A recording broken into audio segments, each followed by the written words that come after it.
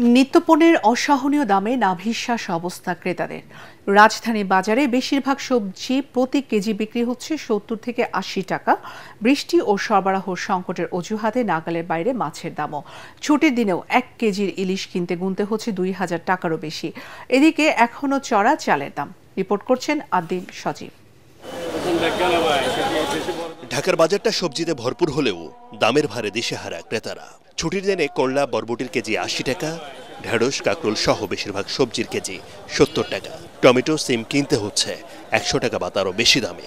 সব জিনিস হলো ৮০-১০০ টাকা, এইটি নিচে কোনো সবজির তরকারির দাম না। বেগুন ১২০, কাঁচামরিচ নিলাম ১৮০ টাকা করে কিলো। বৃষ্টির সময় তো এখন তো সবকিছু অ্যাভেলেবল, আসলে এরকম হওয়ার কথা না, কি কারণ বুঝতেছি না, সবকিছুর দাম ঊর্ধ্বমুখী কেন? কি করি, মনিটরিংটা করবে কি? কেউ কারো কথা শোনে না। প্রাকৃতিক দুর্যোগ আর সরবরাহ সংকটের অজুহাত বিক্রেতাদের। এখন তো সিজন না, তাই না? শীতকাল আসলে কমবে দাম। এখন তো মনে হচ্ছে বৃষ্টি হলো, ঠিক আছে, মৌসুম ১ মাস পরে কমে যাবে, শীত পড়লে দাম কমে যাবে। অস্বস্তি মাছের বাজারেও নাগালের বাইরে ইলিশের দাম। ১ কেজির ইলিশ বিক্রি হচ্ছে ২,১০০ টাকায়, ১.৫ কেজির ইলিশ ২৮০০ টাকা।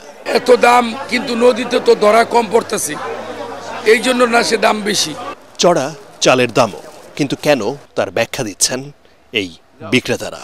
মিনিকেটটা ৭০ টাকার ভিতরে থাকলে ঠিক আছিল, কিন্তু সেই মিনিকেট এখন ৭৮-৮০ টাকা, আর ২৮টা ৫০-৫২ টাকার মধ্যে থাকলে ঠিক আছিল, সেটাও সেম ৫৮-৬০ টাকা।